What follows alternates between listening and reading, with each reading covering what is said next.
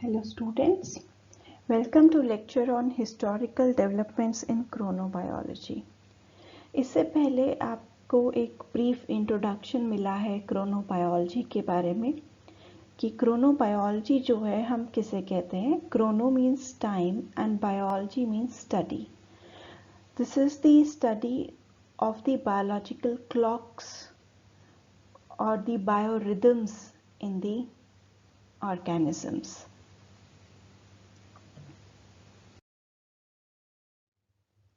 Neil Armstrong had rightly said, "It's one small step for man and one giant leap for mankind." Similarly, the historical development of chronobiology is also made up of very small steps when people started observing such rhythms around them.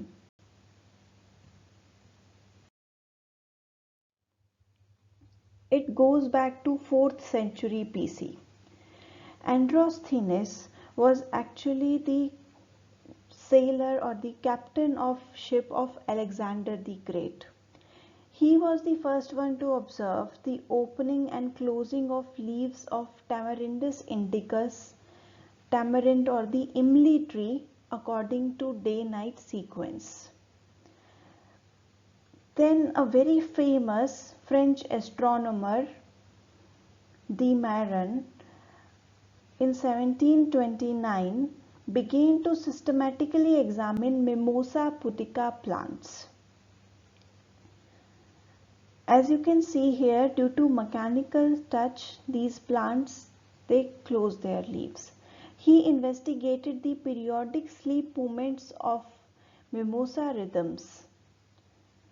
And after that, a century later, another French-Swiss botanist, Alphonse de Candolle, verified his findings that light environment was not driving the leaf movements, but he provided another piece of evidence that supports the claim that Mimosa pudica plants rely on an internal circadian clock. We will see this experiment first.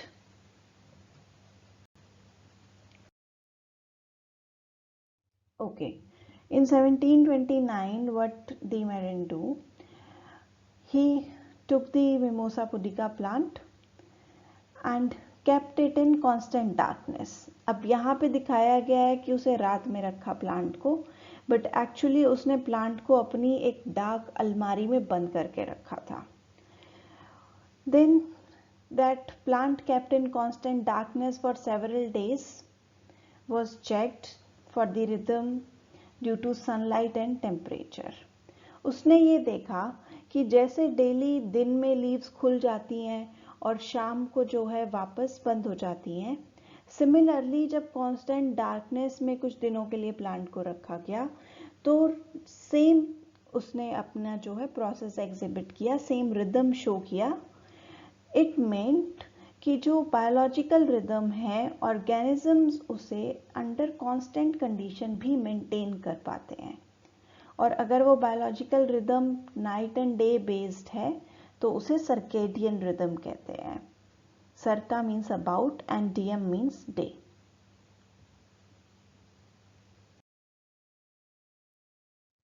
Another interesting thing was 1751 में Karl von लिने या Carlo Linnaeus ने एक flower clock design की.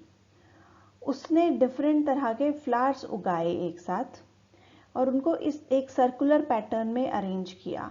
और वो जो flowers arrange किए वो इस तरह से किए कि वो अलग अलग तरह के फ्लावर एक एक घंटे के टाइम इंटरवल पर खुलते हैं.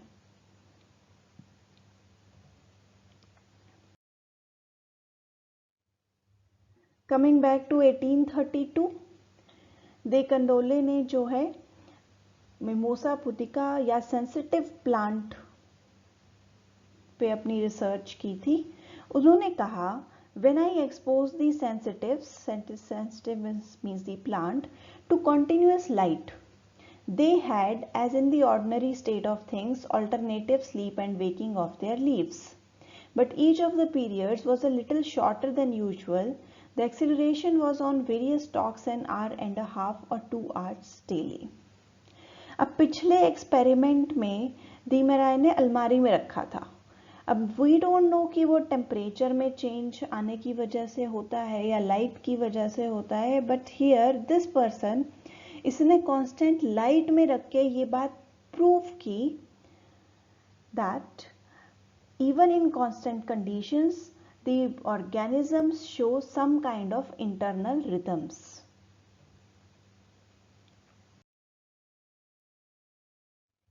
उसके बाद चार्ल्स डार्विन ने और Wilhelm Pfeffer was a botanist. They also emphasized about innateness of biological rhythms in the plants. इसके बाद लगभग 200 साल और लगे, these plant experiments I am talking about, before Kleitman and Richardson entered the Mammoth Cave, एक ऐसी जगह जहाँ पर कोई नेचुरल लाइट नहीं आती, and they investigated the intrinsic timekeepers in humans. They wanted to switch to 28-hour sleep-wake cycle in absence of any environmental cues. उन्हें नहीं पता था बाहर दिन है या रात है. They were in a cave, गुफा के अंदर थे. अब 32 डेज गुफा में रहने के बाद भी their results were inconclusive, लेकिन इनके इसी तरह के अटेम्प्ट्स ने फ्यूचर में और नए एक्सपेरिमेंट्स के लिए एक रास्ता तैयार किया, which helped us to determine whether humans have endogenous clocks.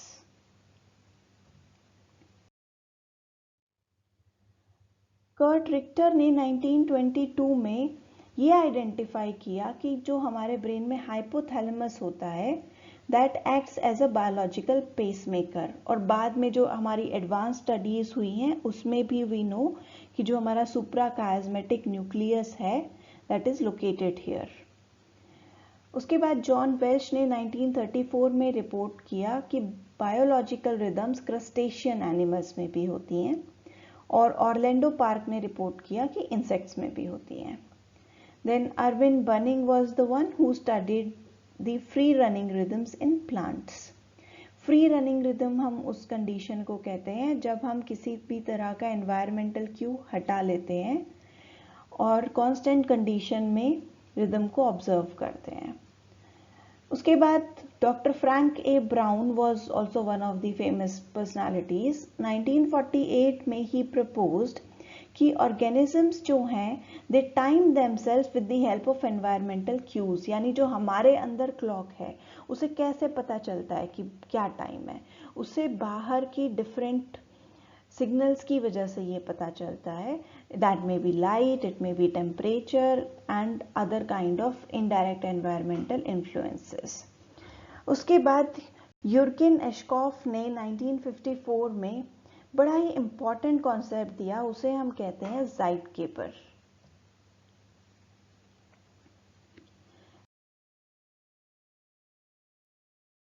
ज़ाइटकेपर कोई भी एनवायरमेंटल एजेंट या ऐसा इवेंट जो कि एक स्टिमुलस का काम करे जिससे कि ऑर्गेनिज्म की बायोलॉजिकल क्लॉक सेट या रीसेट होती है, और ये एक्सटर्नल होता है, यानी कि बाहर का किसी भी तरह का कोई भी सिग्नल है ये एक तरह का. ज़ाइटकेपर का जर्मन में मतलब होता है time giver, because zeit means time and geber means giver. और ये जो यूर्गिन एशकॉफ था, he was a German scientist and he is one of the founders of modern chronobiology. There are many zeitkeepers, इसके बारे में हम detail में पढ़ेंगे नेक्स्ट चैप्टर में. वापस आते हैं अपनी हिस्टोरिकल डेवलपमेंट्स पे. सो 1951 में ज़ाइटकेपर टर्म आई. अब इन्हीं एनवायरमेंटल फैक्टर्स को एक दूसरे अमेरिकन साइंटिस्ट हालबर्ग ने कहा था सिंक्रोनाइजर, और पिटेंट्री साइंटिस्ट ने इनको कहा था entraining agents. The thing is कि ये सारी टर्म्स जो थी सेम चीज़ के लिए दी गई थी. उसके बाद 1958 में लर्नर एट ऑल ने ही called the pineal gland factor as melatonin. Melatonin जो होता है एक रात का हार्मोन है, इसके बारे में भी हम आगे डिटेल में पढ़ेंगे नेक्स्ट चैप्टर में. 1959 में हेलबर्ग ने टर्म प्रपोज की circadian, circa means about and diem means day. उसके बाद 1960s में फर्स्ट कॉन्फ्रेंस हुई थी वर्ल्ड में रिगार्डिंग बायोलॉजिकल रिदम्स। तो अब आप देख सकते हो कि ये जो फील्ड है ये बहुत ही नया फील्ड है, and this symposium led the ground work for the field of modern chronobiology.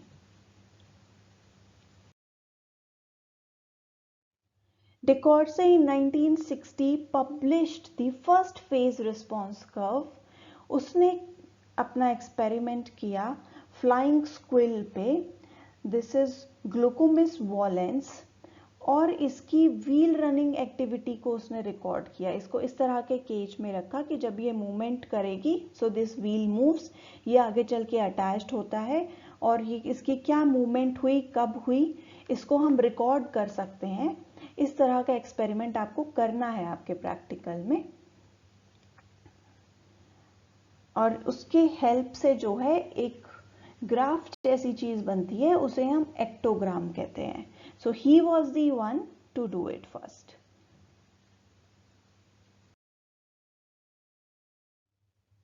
उसके बाद एक बड़ा ही इंटरेस्टिंग पर्सन था, he was a French man name as Michel Siffre. अब ये जो पर्सन था, he was not a biologist, he was actually a speleologist, यानी जो केव्स को स्टडी करते हैं। He was a geological researcher. ये केव में रहने गया 1962 में।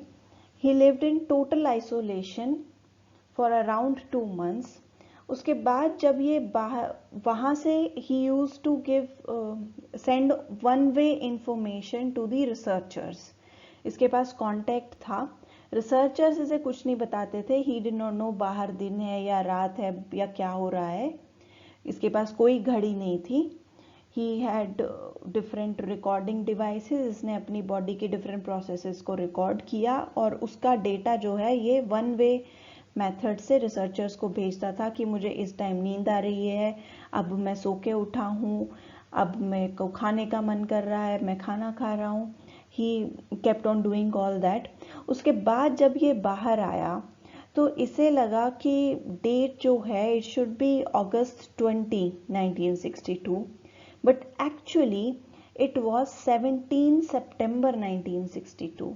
सो दैट मीन्स कि जब ह्यूमंस जो हैं वो कांस्टेंट कंडीशंस में रहते हैं, कांस्टेंट डार्क कंडीशन में रहते हैं, then their biological clock, our time, our conception of, हम कैसे देखते हैं कि हमारा जो बॉडी का एक पूरे दिन का साइकिल है, that changes and we feel that time is passing slowly. इसके बाद पिटेंट्री ने 1965 में शो किया कि ड्रोसोफिला जो है it shows a biological rhythm in pupal eclosion. I have put this video in the introductory lecture. उसके बाद 1974 में क्रोनोटाइप टर्म कॉइन की गई। इसका मतलब ये है कि ऑर्गेनिजम्स जो होते हैं they have temporal phenotypes also. कब आपको जागना पसंद है, कब सोना पसंद है, जैसे कहते हैं ना कि some people are night owls, they prefer waking up till late night and don't like to wake up early in morning. So उसके लिए टर्म जो कॉइन की गई है, एक साइंटिफिक टर्म है, दैट इज क्रोनोटाइप।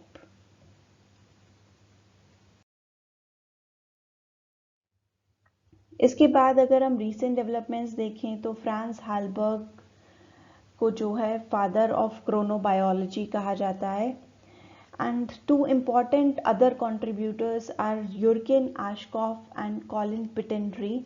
इन्होंने डिफरेंट स्टडीज की, but they had complementary views on phenomena of entrainment of circadian system by light, यानी लाइट की हेल्प से बायोलॉजिकल क्लॉक को रीसेट किया जा सकता है by changing the duration of light। इसके अलावा लाइट थेरेपी या मेलाटोनिन दिया जाना आजकल एक्सप्लोर किया जा रहा है for resetting the animal and human circadian rhythms. थोड़ा सा ज़्यादा बताना चाहती हूँ मैं आपको कॉलिन पिटेंट्री के बारे में। He was a British American biologist, और made some of the first formal models जिसने डिस्क्राइब किया कि जो सर्केडियन रिदम्स होती हैं वो सिंक्रोनाइज कैसे होती हैं लाइट और डार्क के साथ। उन्होंने जो है ड्रोसोफिला पे स्टडीज की थी अपनी, और उन्होंने उसको आर्टिफिशियली लाइट का टाइम इंक्रीज और डिक्रीज करके उसकी बॉडी की क्लॉक्स को रीसेट किया था। और उसने ये भी पता लगाया कि टेम्परेचर जो है वो बहुत ज़्यादा अफेक्ट नहीं करता है बायोलॉजिकल क्लॉक को, इसी को हम टेम्परेचर कंपनसेशन कहते हैं। And he also helped in developing the phase response curve, जिससे कि हम लोग स्टडी करते हैं कि एक ऑर्गेनिज्म की रिदम कैसे चेंज होगी जब हम एनवायरनमेंट में चेंजेस करेंगे। Another one, his contemporary and colleague was Jürgen Ashkoff. He was a German. He also gave very much contributions. He described the effect of light intensity on the time of circadian rhythms.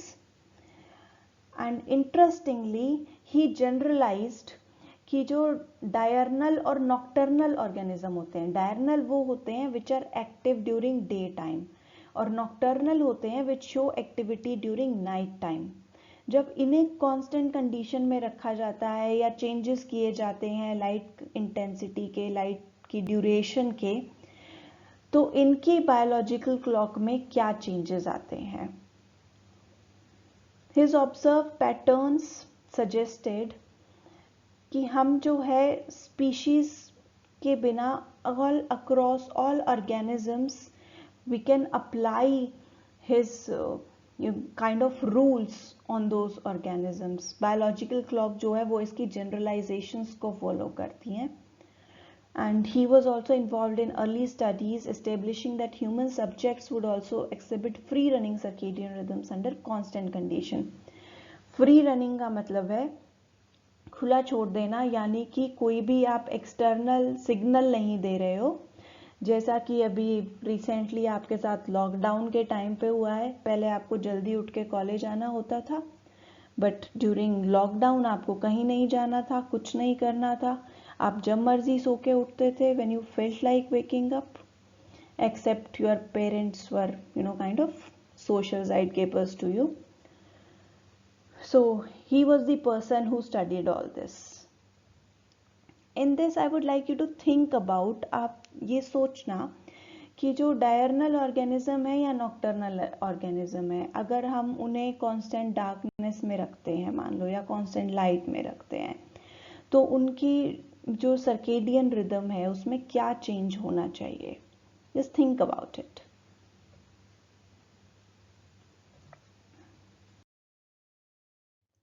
Okay, ये सारी history पढ़ने के बाद I know it was a bit boring, लेकिन आज के time में जो रिसर्च हो रही है क्रोनोबायोलॉजी पे, that is really really interesting and this field is rapidly expanding around the world. और सबसे ज़्यादा एप्लीकेशंस इसकी हो रही हैं मेडिकल फील्ड में या जनरल पॉपुलेशन में। It is being used to study genetics, endocrinology, ecology, sports medicine, psychology, यानी कोई पर्सन किस टाइम पे सबसे ज़्यादा प्रोडक्टिव होता है, या दवाई किस टाइम पे दी जानी चाहिए, या हमारी बॉडी में जो डिफरेंट हार्मोन्स हैं वो किस टाइम पे सिक्रीट होते हैं। We are making use of all those things. Chronopharmacology इसी की ब्रांच है, इसके बारे में हम डिटेल में पढ़ेंगे लास्ट यूनिट में। एंड बहुत अच्छे जितने भी इंस्टीट्यूशंस हैं, now they have started to add departments, labs and curriculum which is centered on the study of chronobiology. Although this is a very young science, but the possibilities that it presents, these are endless. हमारे methods और advanced होते जा रहे हैं, हम molecular level पे इन clocks को study कर रहे हैं। डू यू नो हमारी बॉडी के हर सेल के अंदर there is a kind of biological clock. Each cell of our body knows what time it is, what activity has to be performed at what time. Isn't it all amazing?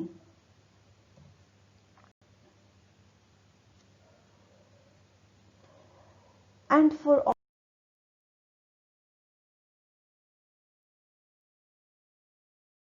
those amazing discoveries These are the three men who received Nobel Prize in Medicine 2017 for the research on body's internal clock or the biological clock. Their research helped in unraveling the genetic mechanisms and molecular mechanisms behind circadian rhythms, यानी molecular level पे कैसे हमारी body में biological clocks काम करती हैं.